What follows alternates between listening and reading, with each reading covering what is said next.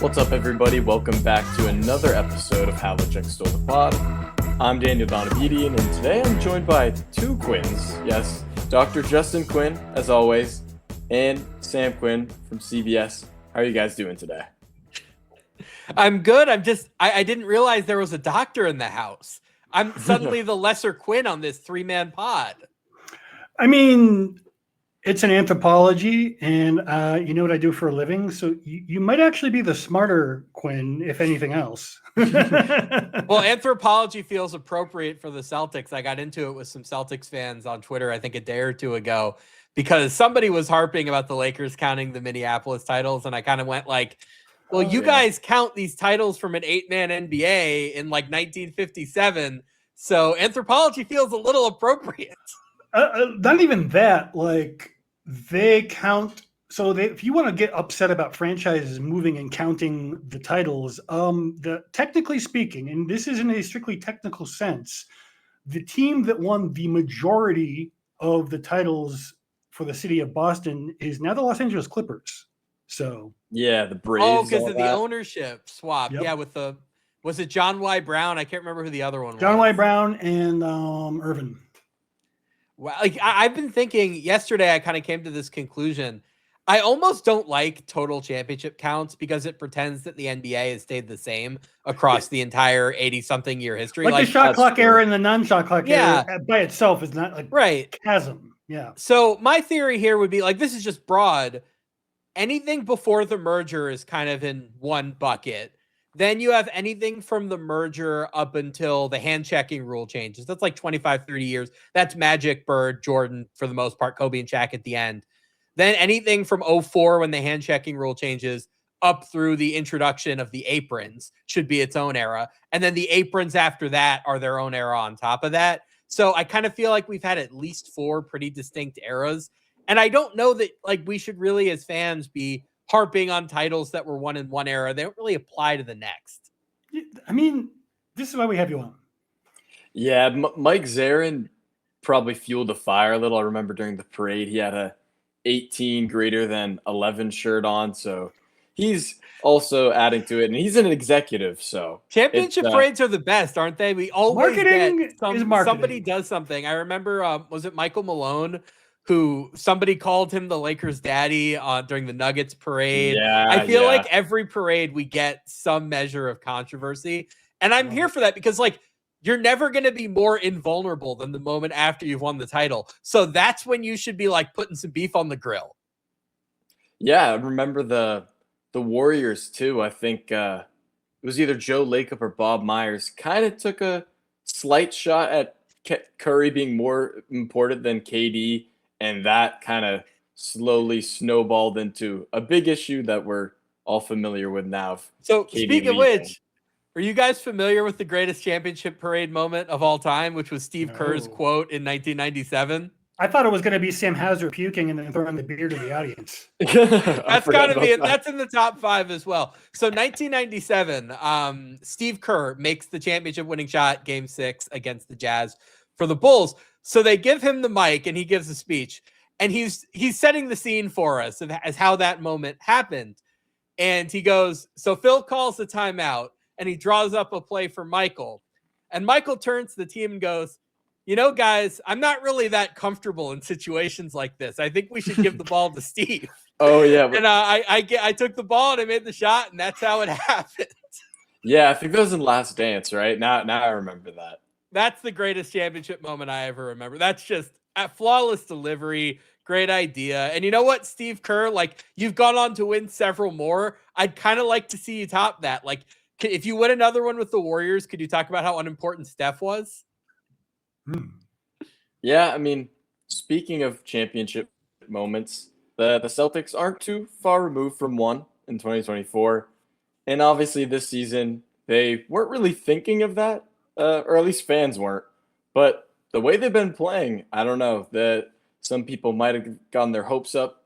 And that's what we're here to talk about with the news. Because the Celtics have won 5 in a row. And since we've last been on the pod, they had a total blowout win over the Wizards. Not really much to say to that. I mean, they won by 45 points.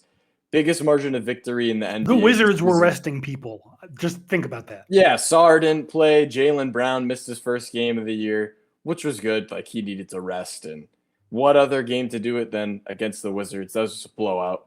And then the next day, when Jaylen Brown came back, they played the Lakers. This is obviously a rivalry game, but some of the air kind of got taken out of the game because LeBron was out.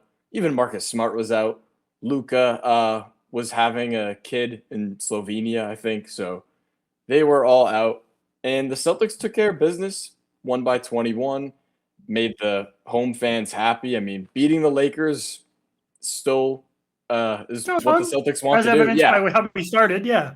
exactly. No matter who's playing, the Celtics want to beat the Lakers. So I'm sure they appreciated that in the locker room. And then after that, they had a close win with the Raptors, which was not close the entire time. The Celtics led by, I think, 23 in the third quarter. Yeah. And it went all the way down to like 2 or 3 in the end of the quarter. And then they actually lost the lead in the fourth, but the Celtics clutched up.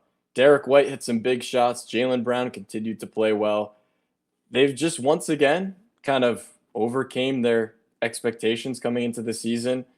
And now tonight, which is Thursday, they'll play the Milwaukee Bucks, and they have a chance to go win 6 in a row. But just a great stretch from the Celtics. Jaylen Brown was named Eastern Conference Player of the Week.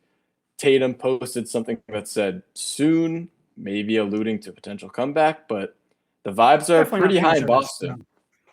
Would you? No, yeah, that could be part of that too. But I mean, At hey, least a lot little could be- bit. He's probably coming back, but he doesn't need to troll us like that anyway. Yeah, so far from maybe how we expected the season to go, I'd say the vibes are pretty high right now. I'd say they're ahead of schedule, but we'll see what happens next.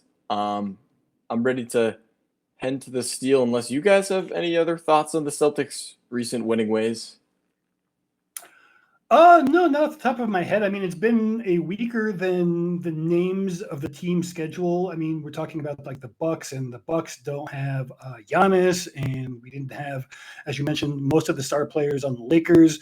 So we should probably temper our expectations. But wins are wins in the NBA, and I'm not going to, fret too much over who was sitting.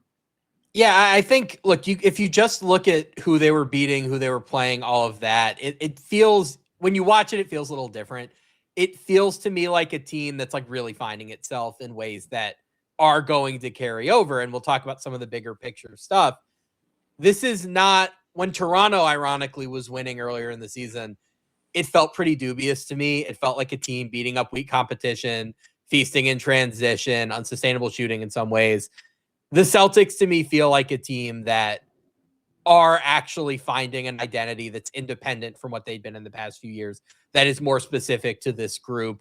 I think Missoula has had a tremendous season. I've done a whole 180, 360. I've done all sorts of changing on my opinions on Missoula over the past couple of years. I think he's been fantastic and is in the running for coach of the year. I feel pretty good about him. Like, I think if they just stay the course, they're certainly like, at the very least, like a 45 win team and maybe better than that. So I feel pretty good about it. I wouldn't harp on the competition. You watch it and it feels real. Yeah, something to be said about having the, I think, second best offensive rating right now for a team without Jayson Tatum. I mean, who knows what it would look like if he came back into the mix. But that aside, like, they've been playing well on offense. The defense has been okay at times. I mean, I think the effort's definitely there. Some of the size issues is just, that is what it is. Can't do much about that at the moment. But overall, the effort's there, and it's been translating into wins. So we'll see how that continues as they have the Bucks today, as we mentioned before. Then they have the Pistons at home, the Heat at home.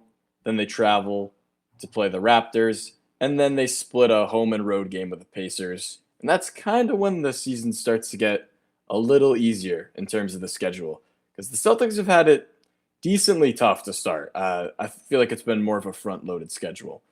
But that aside, we want to transition into the Steal, which is when our guest, Sam, gets the spotlight on him and can talk about whatever you want. I mean, can definitely be basketball related, but even doesn't have to be. But yeah, this is your time to shine, Sam.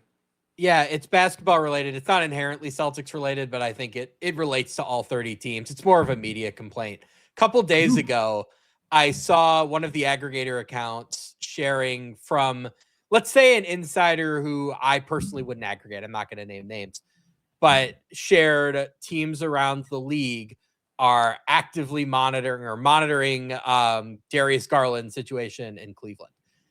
And I just want to say, I would like to lobby Congress to ban aggregator accounts and insiders from using the word monitoring because it is outright nonsense.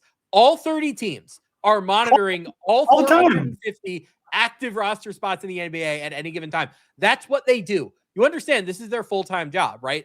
These NBA teams, especially the smart ones, the ones that spend money on infrastructure, have really deep front offices whose whole jobs are watching and evaluating constantly every single possible player for the player pool. That means in the NBA, that means in Europe, that means in college, that means wherever. Everybody's monitoring everybody. So I've got some breaking news here for the show. Did you know the Celtics are monitoring Victor Wembanyama's situation in San Antonio? Of course. Connor, I know, like aggregators, jump on me for this. Like this is huge news. They're monitoring him.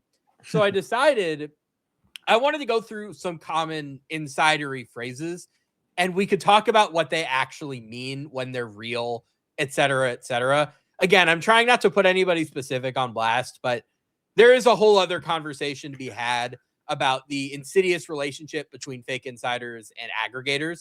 They really they boost one another and they amplify things that shouldn't be amplified. And I know that it's generally small stakes, but I would just like to point out, players are human beings. In general, I don't like the idea of players thinking I might have to move or my team or my coach is not, they're not happy with me or whatever it is.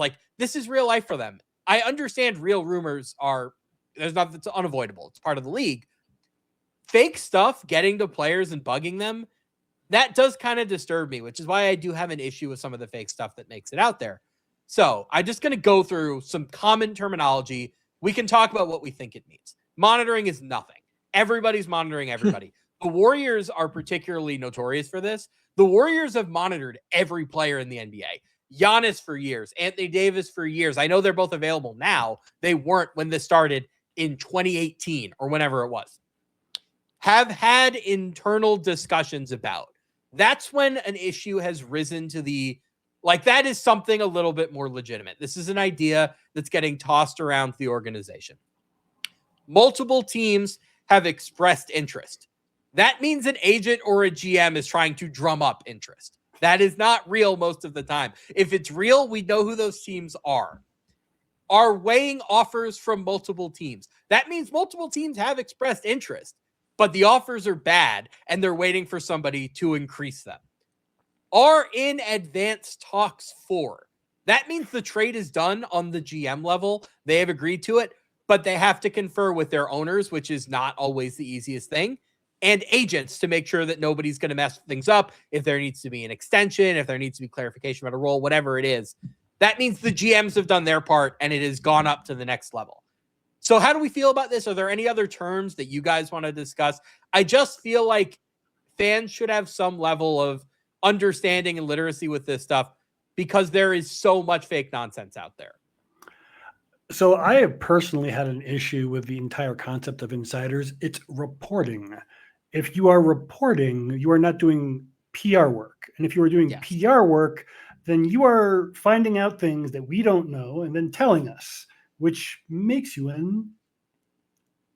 So I hate that word. It just needs to be flushed. Yeah, we need a translator for NBA Twitter because I think they need some help. And I mean, another thing that I've seen coming up is just these fake aggregator accounts where it'll be an AI version of that guy, it's a dude in a suit. Like an AI pitch bot for rumors. Yeah, he's he could look like a reporter. But then you go into their feed and you see these fake stories, but with a somewhat real looking graphic. If you look closely, you know it's not real. But the problem with a lot of people on Twitter and NBA Twitter too, they don't look closely all the time. So then they don't even click. They just read the headline and move on. Yeah. Yeah. So I've just been seeing a lot of those fake accounts, and that's been bugging me because I'm what are we doing? What really drives me crazy is like, it's one thing to be somebody with 2,000 accounts or 2,000 followers and like, oh, I'm just trying to build up a following this way. It's kind of fake. That they're bad actors, but whatever. What drives me crazy is when the accounts with huge followings like NBA Central and Legion Hoops and whatever pick up stuff from them. Blocking those accounts will be the smartest thing you ever do. Yeah. Like the thing is, those accounts, they can be useful because sometimes they will share quotes from a beat writer that I hadn't seen. So, okay, like sometimes I will grant those accounts can be useful. When they share fake stuff, it is a really insidious relationship between these two things because those accounts just need content, right? Nobody's judging them too harshly. Nobody is like, if a beat writer gets something actively wrong, that affects their reputation, that affects their credibility, it affects their career. If NBA Central gets something wrong, it's obviously a very different story. They just need content. It's all about numbers for them. So if they see something fake, they're going to amplify it because they know people are going to engage with it. And these accounts have now kind of realized this. And they've said, my path to getting more recognition is to like put up something that's nonsensical because they're going to share it. Yeah, YouTube is big for this as well. And like, I just, there is a very insidious relationship between these entities that makes it very hard sometimes, especially for people that aren't doing this full time, that like have a real life and are just like checking in on Twitter a couple times a day or just fans. Like they don't know what's real and what's not. And I guess the stakes are lower for them. But like I've said, it bothers me when players get bogged down with the fake stuff. So yeah, it really drives me insane. And I would just say, if you are a real insider, don't ever share a monitoring tweet. Share something with a little bit more substance than that. And generally the real ones do. Like I have come to believe there's a handful of insiders that I genuinely really trust. If Jake Fisher or Mark Stein, like if they say something, I am always inclined to say like they might not be right in the end, but they are operating on real intelligence. In good faith like, with it is good, totally legitimate, good faith. Exactly.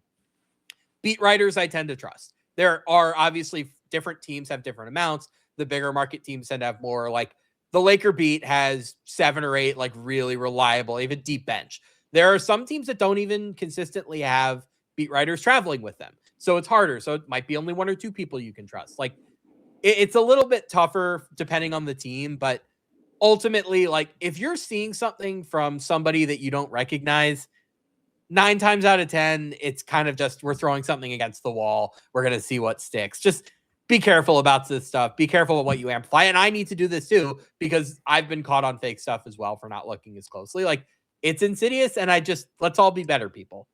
Absolutely. I like that message. And it's definitely applicable because I think, like you said, a lot of people just come on Twitter to check every now and then. They're fans, but they have lives, they have jobs. They can't be completely in the know all the time. So it's very easy to see how people can get lost and how the general fan base can kind of get mixed up in this stuff because those accounts like NBA Central, all that, they have millions and millions of followers and nothing's really going to check them on that. Like there's no balance.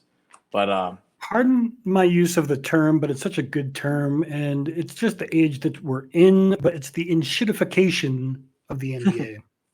Yeah, at least, the very least, the rumor mill. I remember when it was dignified, right? Like, remember when you'd have to like turn on Sports Center at 10 o'clock and like Mark Stein, this was like 2006, like Mark Stein would go on and be like, yeah, so these are the rumors. And that was it. That's what you got for the day. Remember the ESPN, I think it was Rumor Central that you had to have insider for. I mean, this is like 20 years ago when I was a kid. I remember this really came on. I'm a Mets fan. So when I was a kid, there was maybe it was a trade deadline or an offseason cycle where we were like maybe interested in Miguel Tejada. So I was updating this every 5-10 minutes. That's trying to get like, is Miguel Tejada going to come? Is that going to happen? He ultimately didn't end up coming. I think he stayed with the Orioles past his prime, maybe had a cup of coffee with the Astros. But yeah, like I feel like the rumor mill used to be a lot. It was better when it wasn't so frequent, when it was like you tuned into Sports Center and you would hear stuff. Yeah. And the best was on draft night, where like the all-timer for me is somebody who grew up in New York. I remember when the Knicks traded for Zach Randolph, I had no idea this was in the offing. Like I didn't know Zach Randolph was available. I didn't know any concerns I should have with Zach Randolph, but it was like, whoa, total bombshell. The bombshell is, aside from like the Luka trade, is totally gone. Everything now is kind of a slow build to the point where like nothing feels smell it coming from a exciting mile in the away. rumor mill anymore. Especially when, frankly, you have a full-time job in this industry. I am not an insider by any means, but I'm sure you guys have gone through this too. When you have any sort of platform that, is sizable, that you have a listenership, you do meet people that way. And like, if you cover games in person, you meet people that way. The NBA is just, a lot of the time, it's like a middle school locker room where it's just so much gossip, so much stuff gets thrown around. It's a telenovela. Absolutely. Yeah. I like to say that, like, by the time something has reached me, that means it's going to go public in 10 minutes. Like, if I hear something, that means everybody already knows it. But I do miss the pageantry of earlier Insiderdom, where it was like, somebody would go on ESPN at 10 o'clock and be like, all right, peasants, I'm going to share the gold with you right now. And like, you feel like you were getting let into a secret, like you weren't supposed to know something.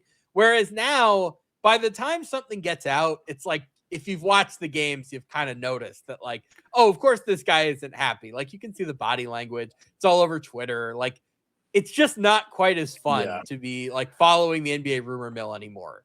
Though, if we go far back enough, like my old ass does, I used to have to go to buy a paper to know the NBA Vesey box rumors scores back in the for day. night. Yeah. No, not even that, just a box score for the games. Oh. Yeah, I feel like some of those trades, like KD, Harden, we all saw that coming. Like, the writing was on the wall forever. But yeah, like you said, Sam, the Luka trade, that was an outlier. That was just a bomb that nobody expected.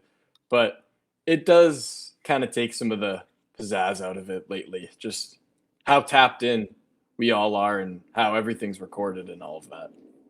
Yeah, I think that's probably the case with most other mediums in 2025. Like, TV is, I think, really afflicted by this, because when you watched a TV show in 2005, you just watched it and then you went about your week and you talked about it with your friends, blah, blah, blah.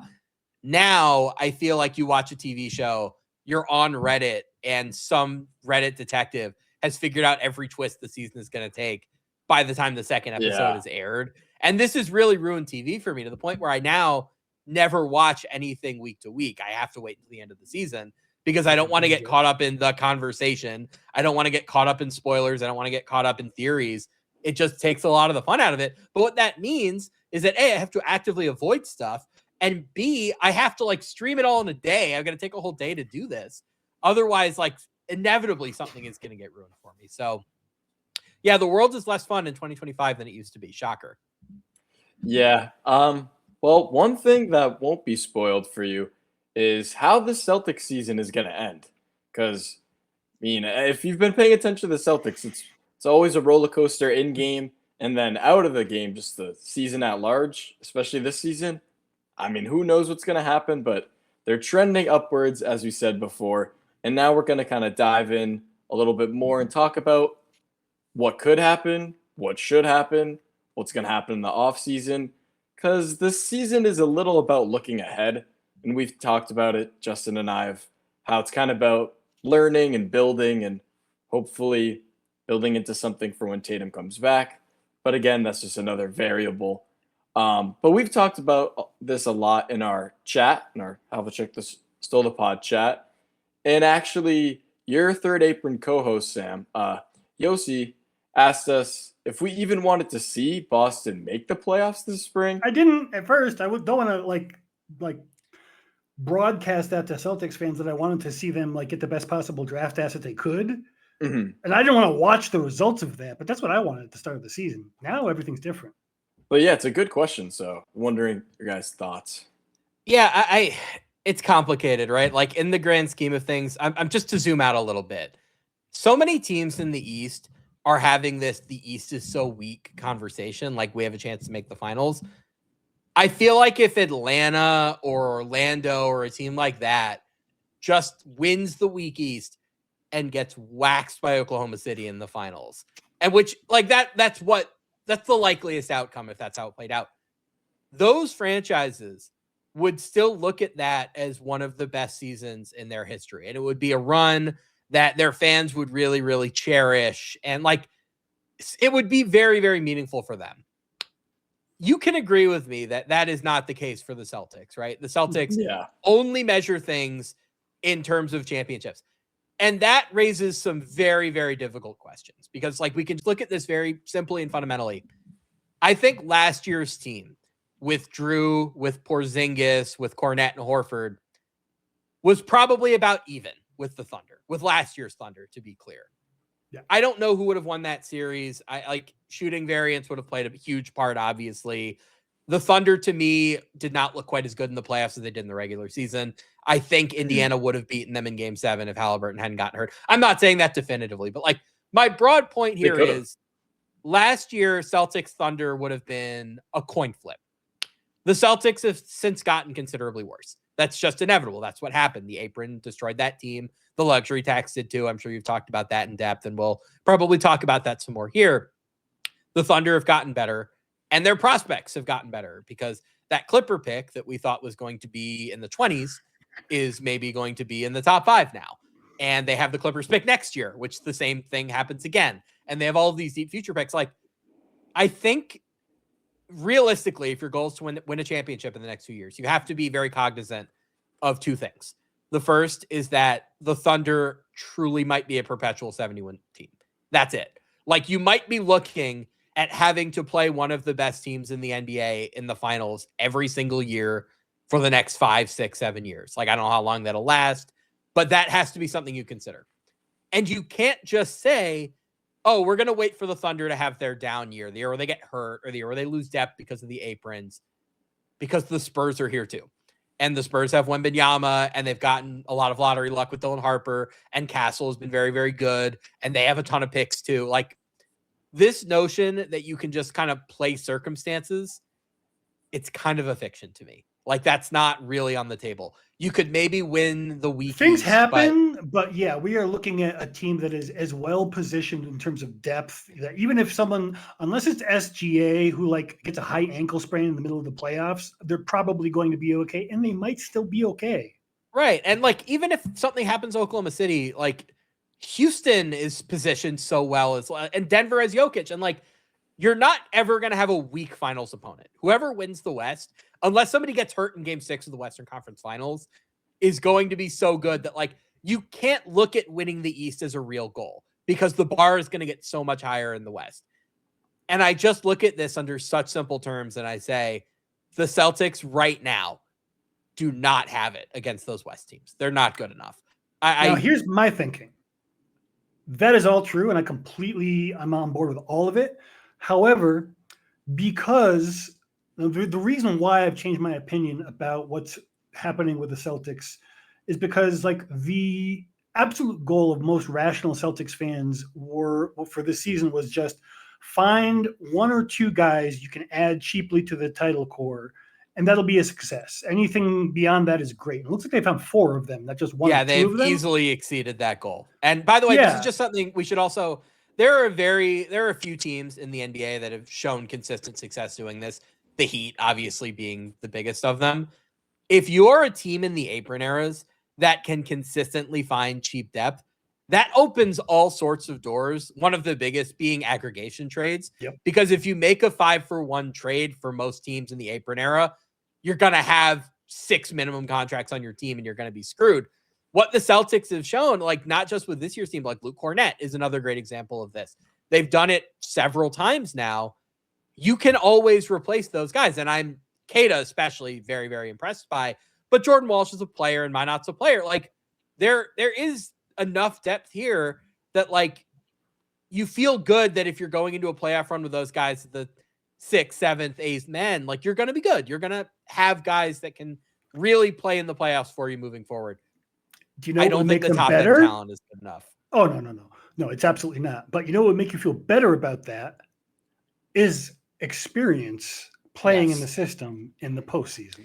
That's the only reason that I want them to keep pushing. The benefit here is that they have accumulated enough wins that if they were to do something kind of drastic, they would like still probably make the play-in at least, or maybe even get a top 6 seed. The swing guy for me is Derek White. I think Jaylen has played his way out of any logical trade discussion unless like somebody wants to throw such a gargantuanly unfair trade at you that like, okay, if someone's going to give you 5 first-round picks, have the meeting. Fine. Jaylen, by the way, like I was looking at some of the mid-range numbers. He's shooting right now at a level that is like this isn't superstar number. This is Kevin Durant numbers. So over the last, I think 12 years, the only player to make half of their mid-range shots at the volume Jaylen has is Kevin Durant. The next guy before Durant to do it was Dirk. That shows you how rare this is. I was having conversations with people before the season when I was making my top 100 ballot for CBS Sports. We rank the 100 best players in the NBA every year. And I was trying to figure out where to put Jaylen. And I can't remember where exactly I landed at the time, but I sent my list to a couple of people that I trust just for input. And like, this is somebody who like, I very, very bad, like seriously trust, says to me, like, I think Jaylen's going to get exposed this year. I think he's going to be like, he should be 10 spots lower. And the opposite has happened. Like, any notion that Jaylen was any sort of super team merchant is gone. This is an all NBA player. That is settled news. And I think there is the deeper issue of him being a Celtics lifer and him going through all those rumors early in his career. I think him and Tatum are just, they're in lockstep for the rest of their careers. They should never play anywhere else. Derek White is the swing piece. And I hate to say this because I freaking love Derek White. And any championship team needs a Derek White. And you really go through this. You look at the teams that have won championships in recent years. They all traded for their version of Derek White. It was Aaron Gordon for Denver. It was Alex Caruso for Oklahoma City. Mm-hmm. It was, I mean, I'm just going down like down. Oh, Golden State. Andrew Wiggins was their version of that. They all have that. I am very cautious about the idea that Derek White is going to be the Derek White for the next great Celtics team because he's already older than you think. I think he was a 4-year college guy. Like, I don't know how old he is off the top of my head. I want to say he's 31. 30 years. I think he's about to be 31. D2, D1, that adds some time. And by the way, like Laker fans are going through this with Austin Reeves. I think in this era, play through contact though, so that does kind of help his durability. He does not miss. I'm not going to finish that sentence, but you know where I'm going. Yes. Suspicious, not superstitious. No, it's a fair thought. I would just say, I think fans. Your point stands. Yeah. Fans tend to think of players as being younger than they are because they think of them in terms of experience. And we had this era where every player who came into the NBA was 19 years old. And the last few years have kind of been a renaissance where like, no, 22, 23-year-olds, because of the two-way system, have now done a lot better. And we're getting guys that are growing into their starterdom, whatever, when they're 26, 27, like Derek White did. And you think, oh, he's only been on the team 4 years, so he must be pretty young. And that's not the case. I just think when you look at the asset base as well, they're so hamstrung by that one pick that they owe to, is it Portland now? It's half Portland, half Washington. No, they had the swap with San Antonio from the White trade, but from the Jrue trade, I think it's 2029. They owe out that one pick that has since been divided. You can't trade for it back because I think the Blazers traded like the second best of their 3 picks in 2029 for Denny Avdia. So you can't get that pick back. And what that does is it Steppy and locks you in the year before and the year after. So already 3 picks are off the table for you from a trade perspective. You, without trading Derek White, I just don't know if you're going to have the assets to get whoever the next Derek White is, unless you're very, very confident that you can develop that guy internally. And that just feels like a very high bar for a Minott or a Jordan Walsh. So I'll throw this out there to you guys. Like, is there any part of you now that is willing to consider Derek White trades? I do have a couple ideas. And we haven't even talked about the luxury tax stuff yet, which is, I think, I don't know how much you guys have talked about it on the show. It is a lot more serious than, I can get into the weeds if you guys want. It's a lot more serious than fans think. This is not just like, oh, greedy owner, pay the money. If the Celtics had kept last year's core together, they would have had a $500 million payer. Yeah, I'm telling you, it's going to get a lot worse. There are going to be versions of the Thunder where if the Thunder keep everybody together 5 years from now, you might be pushing $1 billion. It's that punitive. So that's actually something that we were talking about in the aforementioned chat about. So like the idea of, let me backtrack a little bit. Anthony Simons, what happens with him is probably going to dictate. He will be bid a fond farewell. I don't know if it'll be at the deadline or it'll be in the summer. Anthony Simons, this is the thing, right? Yeah, almost certainly. I mean, there's a sliver of a chance that he impresses enough that they renegotiate and extend him at a much lower rate than he is currently making. But as things stand, yeah, I think it's almost certain that he's going to end up playing for another team after this season. And you guys can fill in for me a little bit more, having watched every game they've played. Like, it seems to me Missoula doesn't trust him. It's just watching. more that it's pretty clear that he's used to. Yeah. No, he's actually a competent defender. He's become a competent defender. And when I say competent, I mean like Kyrie Triang level competent defender. Right. Can like, survive if the offense is worth it. I don't know if the Exactly. offense is worth it, especially when you also have Payton Pritchard in that vein where like Payton competes. Like, it's not like he's, Trae Young. He's just he needs so to small. start to be effective. Yeah. And he's never going to start again in this league. Not the way they play now. Exactly. So I don't know if you can have both Payton Pritchard and Anthony Simons on a team, and Payton Pritchard is better. Like, he defends, and he's an effective Yeah. defender, Yeah. even though he's shorter. Yes. Yeah, and as for the possibility of trading White, I think we've discussed this a little. I mean, Brad Stevens mentioned a huge offer. Yeah, like the fan in me, and I'll cop to it. I'm a social scientist, so I have a different view on objectivity than most reporters. Full disclosure, Celtics fan, shocker on a Celtics podcast. But I lost my train of thought. The idea that this is going to be a situation where they are going to be able to just get, for example, the most popular sexy name connected to Boston is Ivica Zubac, right? Well, every other team in the NBA will jump all over that. And as you pointed out, even if they did have those assets free, they don't have the assets to compete for a player of that caliber if another team wants to. And it doesn't seem like Ivica Zubac is about to say, no, you got to trade me to Boston or I'm not going to resign. Plus, he has years and years. I think he has like at least 2 years. He extended. He's got at least 2 years left. It might even be 3. So it's like he can't put any pressure on anyone. So it's like, it's a nice idea, but like where we kind of came down to was this team, and they might not like it, Celtics fans, but what we are probably going to end up seeing is one of two things happening with Simons. Either Simons goes out and most of his salary does not come back. Like we bring back like a Daron Sharp, for example, is an interesting option that we've been talking about, as like they could throw maybe a first round pick plus a young player as well to them to hopefully kind of like rebalance the roster a little bit so they don't have all guards basically. Oops, all guards. Or they're going to let him expire because they can't find someone that brings back something that's going to be worth bringing on. Like maybe they don't want like Terrence Mann's money, for example, if they do a trade with Brooklyn. Well, they case in point, they could have taken Terrence Mann. Like he was in the Porzingis trade. The reason that the reason the Nets got looped into that was basically because somebody had to take on Terrence Mann. And the Celtics, so this is not going to be the optimal outcome that Celtics fans want to hear. But then what's going to end up happening, in my opinion, is if they cannot get a player of a good enough caliber to help rebalance the front court and have a little ammunition left to get some more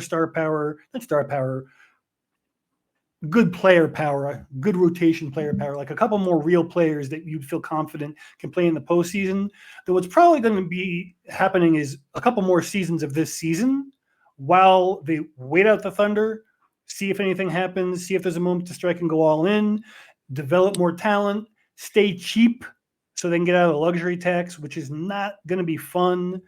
But I mean, the other alternative, which you were kind of hinting at, is just to expect these billionaires. And to be clear, they are billionaires, but they had to get together in a group to buy the team, which means they don't have a lot of fluid money to be paying half a $1 billion payrolls. So they're not going to build the team back up just as soon as they got out of the tax. It's just unrealistic to assume that any owner really, except for maybe Steve Ballmer, is going to accept, multi-$100-million losses. And like, I don't have the table in front of me, but the new repeater formula is so punitive that if you do what the Warriors did when they, the way the basic structure works is it's in brackets, right? Where like from $1 million to $5 million above the line, it's a certain amount, and then 5 to 10, et cetera, et cetera. The brackets are fluid. They're going to get bigger year by year. But what happens with this new formula is the gap between the second and the third bracket. So basically, if you're kind of just a little bit into the repeater tax, it's actually, I think, a little bit more friendly now than it used to be. But once you get like $10 million into the repeater tax now, the amounts blow up. And it's done incrementally. So the further you go, the bigger rates they are. And at a certain point, they just increase by 50 cents a pop. And you get to a point where some teams would have like a 7-for-1 or an 8-for-1 bracket that Oklahoma City is going to have to think about at a certain point. And Boston would have had to think about it. They would have kept last year's team together. I think if Tatum hadn't gotten hurt, they would have kept the team together this year with an idea of blowing it up after the offseason and adjusting from there. One way or but the other. Tatum's injury sped them up. The way you avoid the repeater tax is basically you have to be the repeater tax triggers if you are in the tax 3 of the previous 4 seasons. So the idea is to get out of the tax for 2 years and then the entire clock resets itself. Tatum being hurt gives you the cover to do that now, as opposed to if Tatum had been healthy, finding a 2-year excuse in his prime to do that would have Almost been impossible. much harder. So I think when Simons comes up in trade talks, you'd love to get a good player back. Don't get me wrong. If you can find something where you just shed the money, period, and you get out of the tax this year, or if you could foist the Hauser contract onto somebody else, I think that was more feasible in the offseason. Obviously has not been a great year for him. So if you can get off of that contract somehow, ideally you would like to use this year where Tatum is mostly out and then next year where Tatum is mostly recovering as your 2 years of resetting the clock. And then you assume 27, 28, Tatum is mostly back to who he's going to be, whatever that is post Achilles. And you kind of go full bore at that point. But I think what we're now seeing is there's not going to be that much interest in Simons. There's probably not going to be that much interest in Hauser. If you do want to duck the tax, it might have to be something more substantial. And that might mean something bigger involving Derek White. And again, I hate bringing this up because Derek White is every champion needs somebody like him. He has been a great Celtic. And I even think if Tatum doesn't get hurt in game 7 against Miami in 23, we might be even having like very different Derek White conversations because of the buzzer beater in game 6 that has been lost to history. I don't think they're going to trade Derek White this season, but I would not be shocked. Yeah. I would not be shocked if they traded him next season because he'll look. It might be an off-season thing. Yeah, it could be off-season too. Yeah. I don't think it's going to be this season, but I do think, particularly after the second apron shuffle, I guess we could call it, starts moving players through systems a lot faster, teams may start to see opportunities the way they're looking at the East this year and just try to load up. So in the East, to be clear. Yes. Yeah, Brett Stevens mentioned before the season Derek White as a part of the foundation that they have. He also threw in JB, obviously, Pritchard, Tatum goes without saying. So I'd be a little surprised if they made that move this season. Like you were saying, Sam, I mean, the Simons thing seems very likely, or at least that they'll just let him walk and let that contract He's a golden expire. parachute of a player, yeah. Yeah, so that is probably ending somewhat soon. But I guess that just rolls into this maybe final question. I mean, we talked about some of the money. We talked about what could happen with Tatum. What should the Celtics kind of do for this like next stretch of the season? Do they can't really buy, but do they sell at the deadline? Do they just kind of keep things the same? Because they've been rolling lately and try and sneak into the playoffs. Do they prepare for a busy offseason where they're shedding a ton of money again?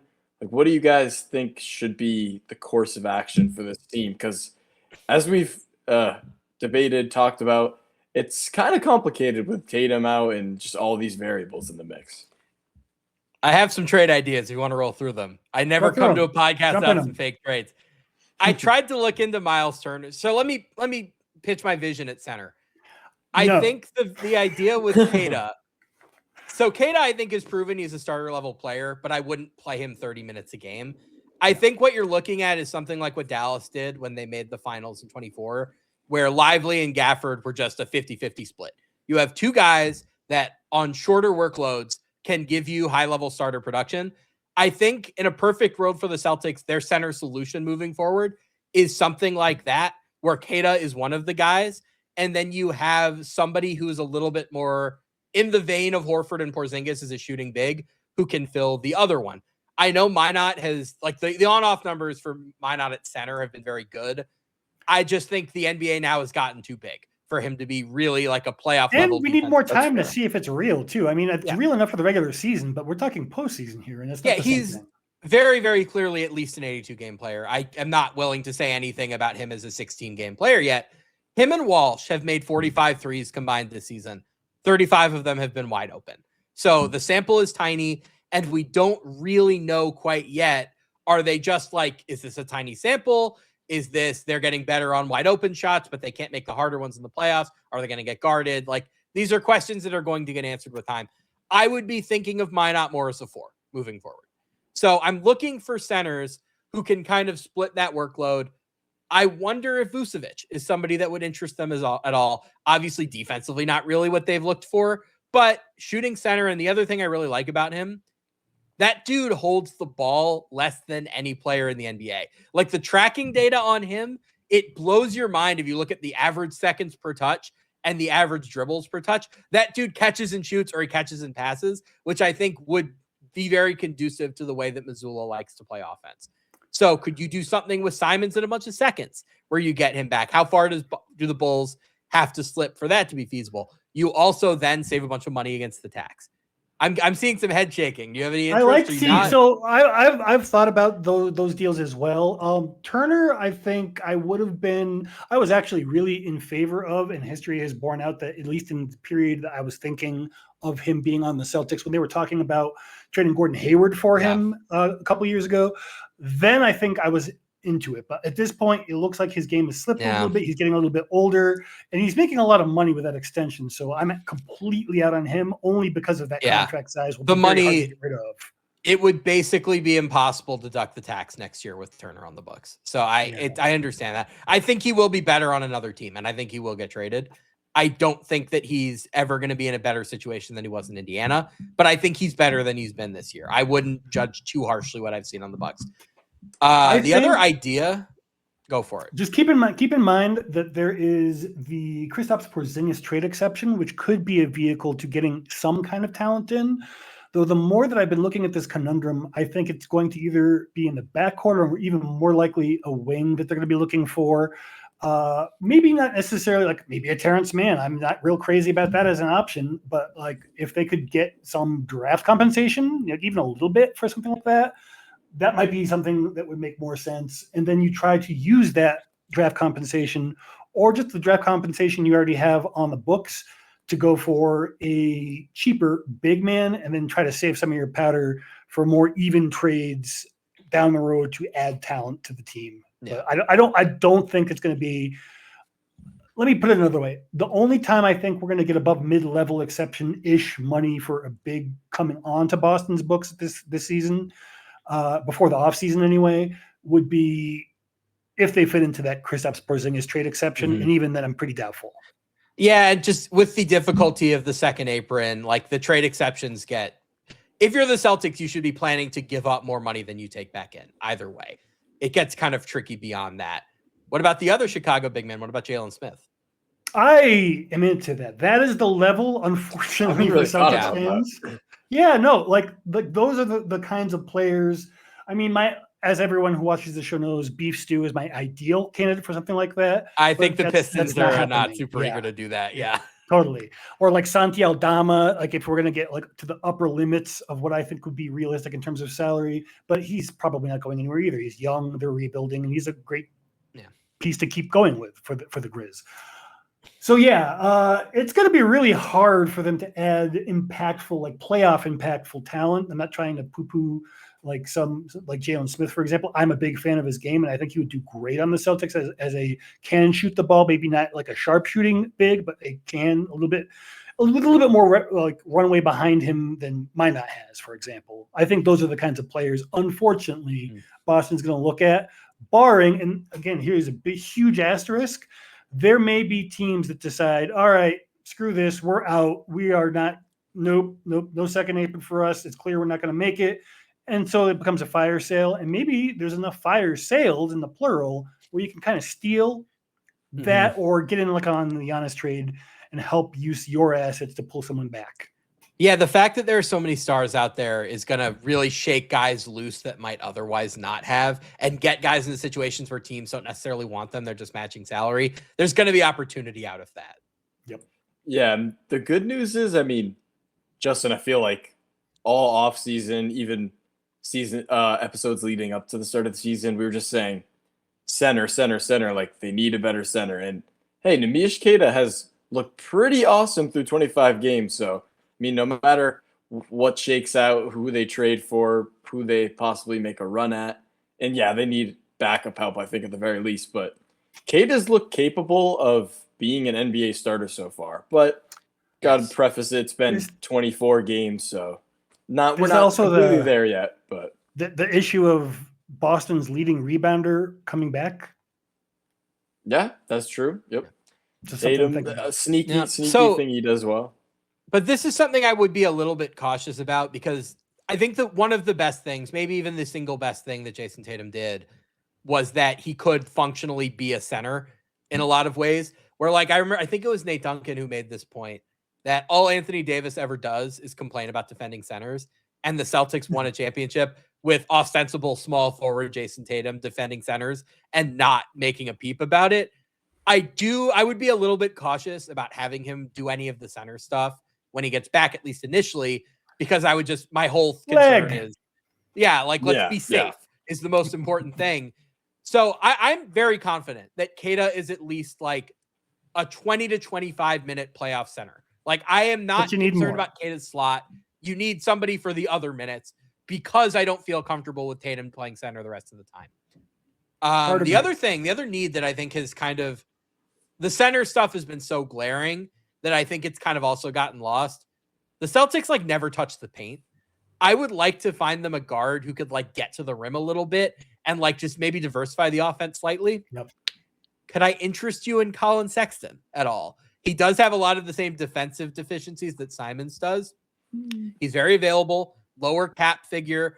And look, I'm not here to say that, a cheetah can change their stripes or whatever the expression is in year 8. Do I think he would be better than Simons is for less money? The answer is yes to both. So yeah, I'm listening.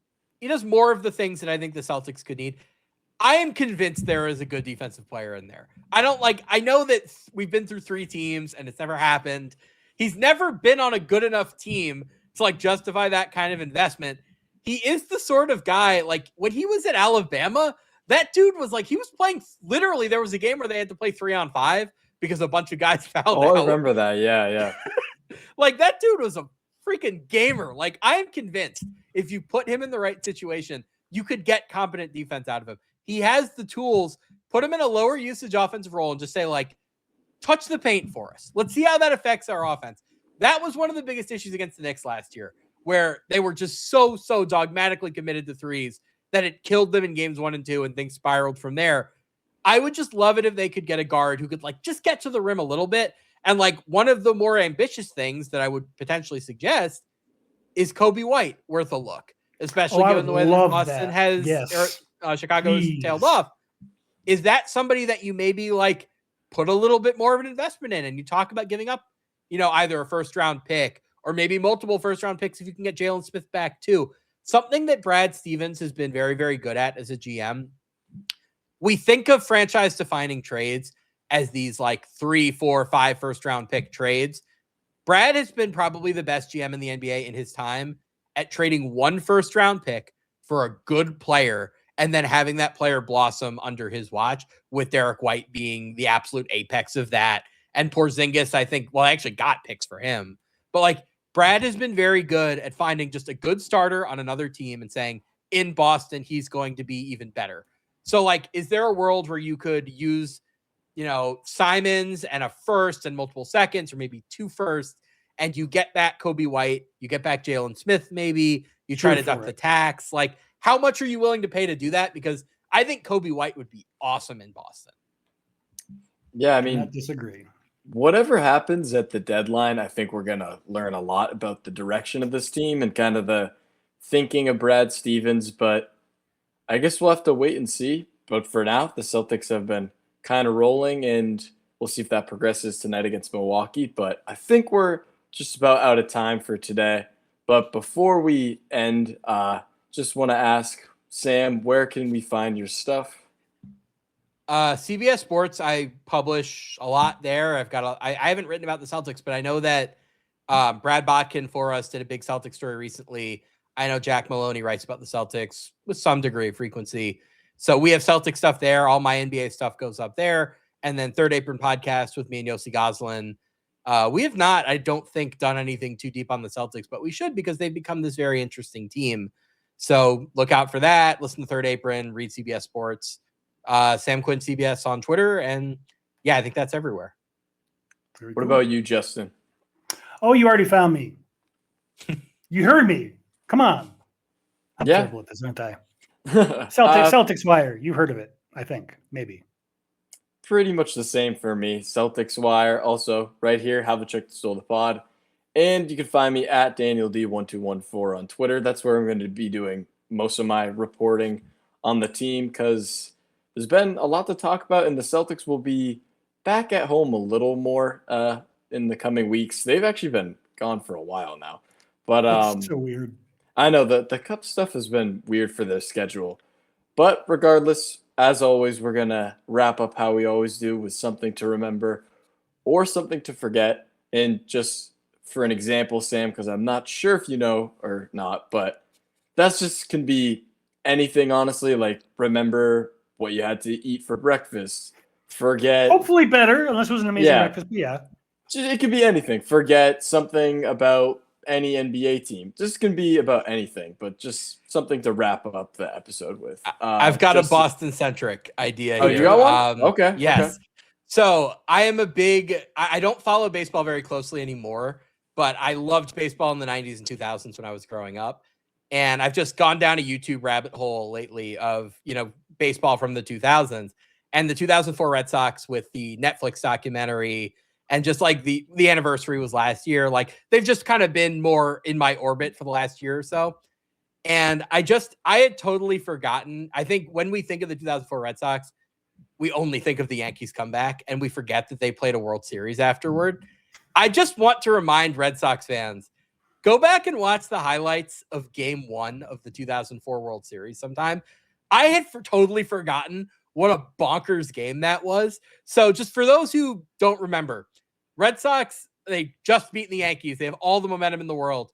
Game 1 of the World Series, bottom of the first inning, score 4 runs right off the bat. Ortiz hits a home run. Place is going nuts. I can't imagine a crazier Fenway. They're up 7-2 after a couple innings. And then the Cardinals come all the way back, tied at 7.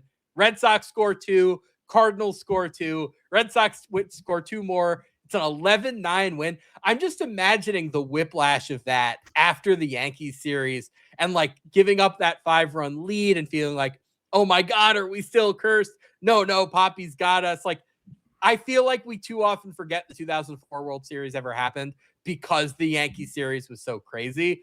Do yourselves a favor. Game 1 of the 2004 World Series. Go watch some highlights. Very cool. Yeah, I feel like people probably were thinking, oh no, we're still cursed when they nearly blew the lead. That must have been pretty crazy feeling. I don't know what could compare to that, just growing up with the Red Sox, who've now been winning. But the 80 years prior, that must have been pretty crazy. But Justin, you can go next. No, you go. Mine's better last. Okay, I'll go.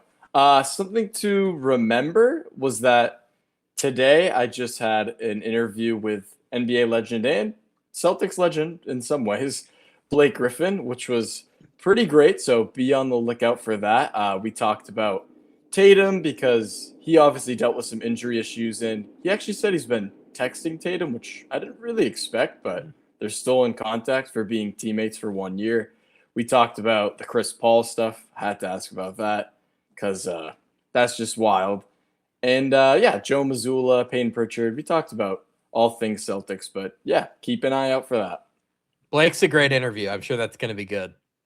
Yeah, he's an awesome guy. I wasn't surprised. Awesome dude. Yeah, he talked about his Prime stuff too, which has been pretty good coverage, I'd say. Oh, I think Prime. Yeah, the studio stuff for Prime has been very, very good. Yeah, Justin. Well, mine is not quite so flashy, but it's still important, and it's going to be something to forget and something to remember in that order. Something to forget is why I'm having to talk about this. If you know, you know. And the something to remember is CLNS Media. Great people, great network. If you need NBA coverage of any kind, particularly the Celtics, but across the NBA, you'd be surprised how many shows that you love are on that network. Listen to them, give them props, check them out. We are no longer with them, and we have news coming soon. So something to remember is CLNS Media. Thanks, guys. Yeah, shout out to Noah and Bobby over there. And yeah, we'll have more info on the next destination, per se. But thanks for joining us for another episode. Thank you, Sam, for coming on, and we'll see you guys later.